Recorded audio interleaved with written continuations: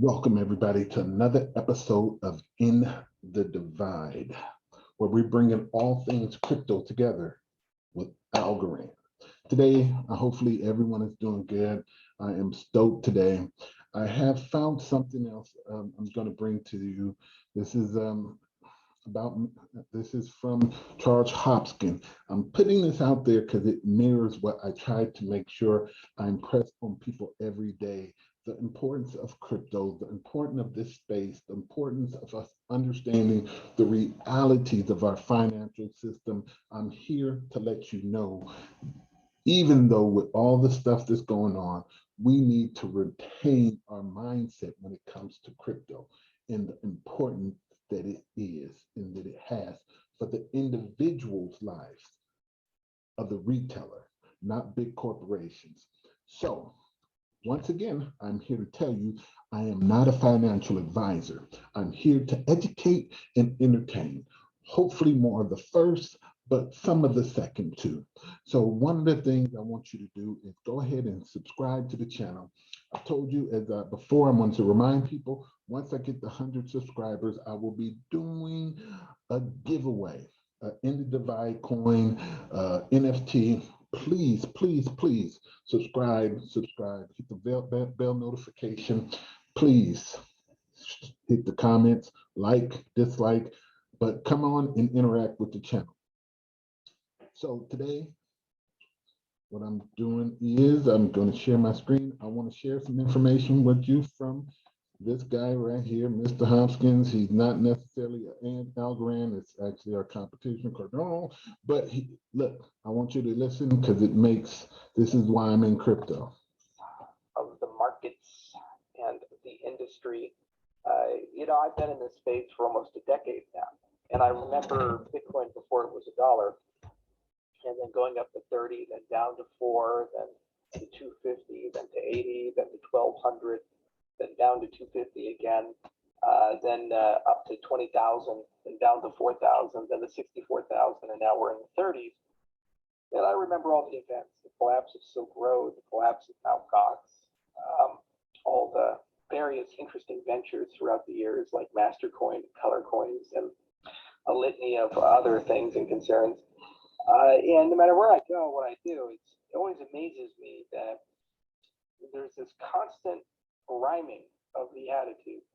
So the old guards, nothing phases us anymore. We've seen everything twice just to make sure we didn't miss anything. The new people, the minute that something occurs, like for example, the collapse of a stable coin or the collapse of BitConnect or these types of things, then they say, oh my God, this is the end of crypto. So this is what he's saying, and this is one of the things you have to understand, especially the people who are just now coming to the space, listening to the news and all the fear around you, all the stuff that comes out. It seems to make perfect sense, but people who have been in crypto before, just like people who've been in the stock markets, it's been crashing routinely every 4 to 8 years. This thing has been crashing, recession, bubble after bubble. It's been more bubbles in the last 20 years than the last 100 years before the 1990s. So what's happening is that people get used to things. People in crypto understand the way this thing is working is that this is a new understanding of financial markets. It's not universally adopted. There's going to be some high volatility, some swings. There's going to be some swing and misses. There's going to be some Terra Lunas. There's going to be some things out there that doesn't make it, but that doesn't make crypto washed. It doesn't make things over because you lost money. Enron lost money. A lot of other tech companies lost money, but we're not getting rid of the old system because the old system is what we have. And what I'm trying to tell you, what I'm bringing here is he's trying to tell you that this system is still running in place. And it's not time to just abandon the system because we're in a bad economy. Everything is over. Oh, and we're all going to die. The markets are over. The dream is gone. What's happening right now is there's over $300 trillion of institutional money floating around the world looking for a home. The last 20 years in particular, there's been a hyper acceleration in the printing of money. This is what Ron Paul was talking about, all the Austrians were talking about, and nobody really listened to them. America went from $4.5 trillion in national debt, a surplus, to over $30 trillion, and the prospect of a 3% interest rate, meaning it costs you $1 trillion a year just to service your debt. Listen to this. This is the truth of what's going on financially.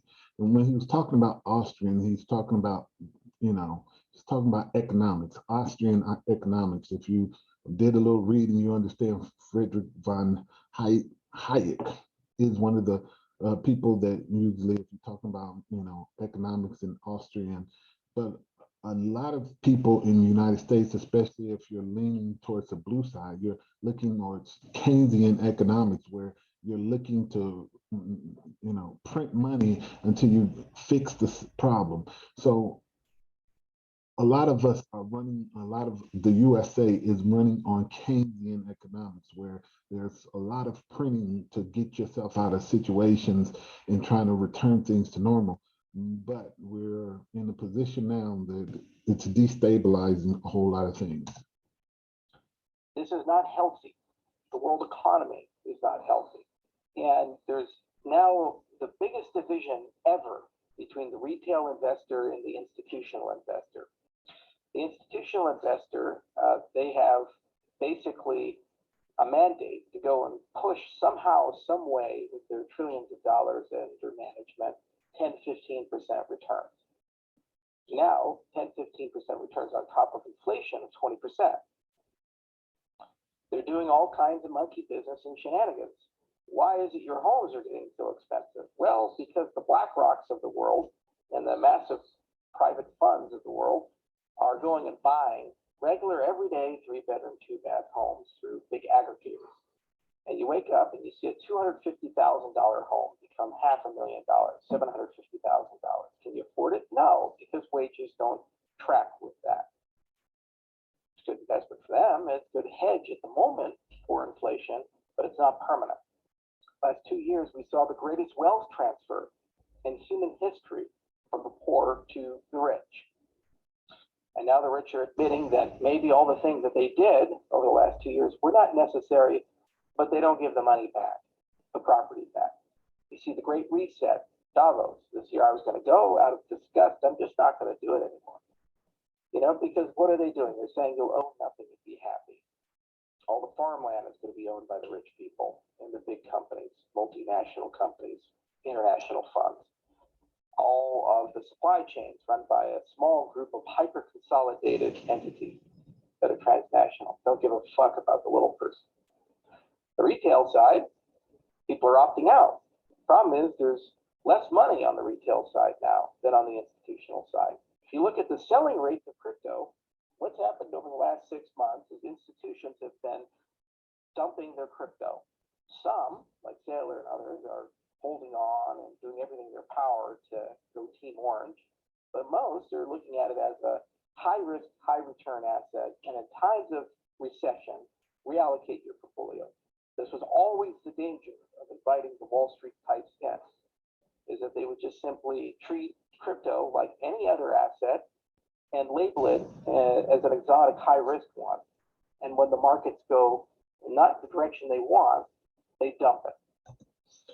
So this is one of the things I wanted to bring to you today, because this is why a lot of times you're looking for reasons why crypto is tracking with the stock exchange or with stocks individually, the stock market, is because a lot of the whales and a lot of the institutional investors are treating these things like a volatile asset. So when they reallocate funds, they're reallocating their crypto to something what they deem to be seen it's safer, especially in this environment that it seems like the economy is about to go into recession.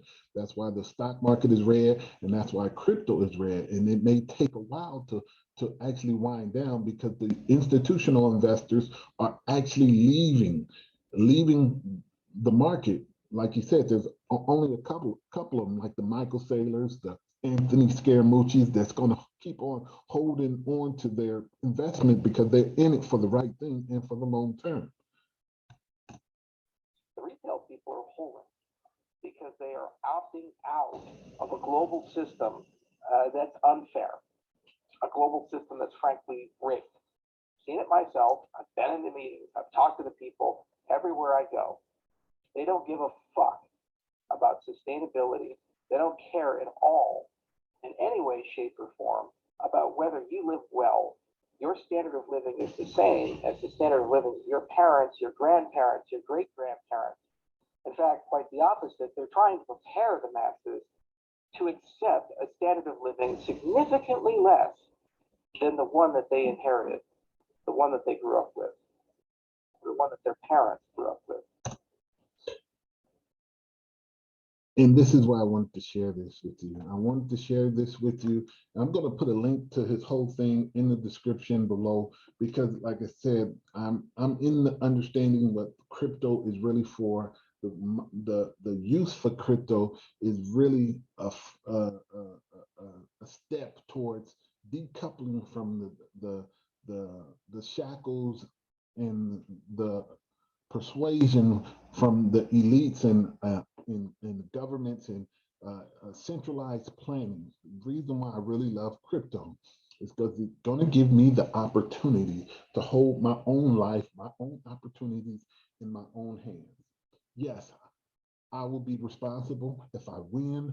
I'll be responsible for my mistakes, but I'm responsible for my life.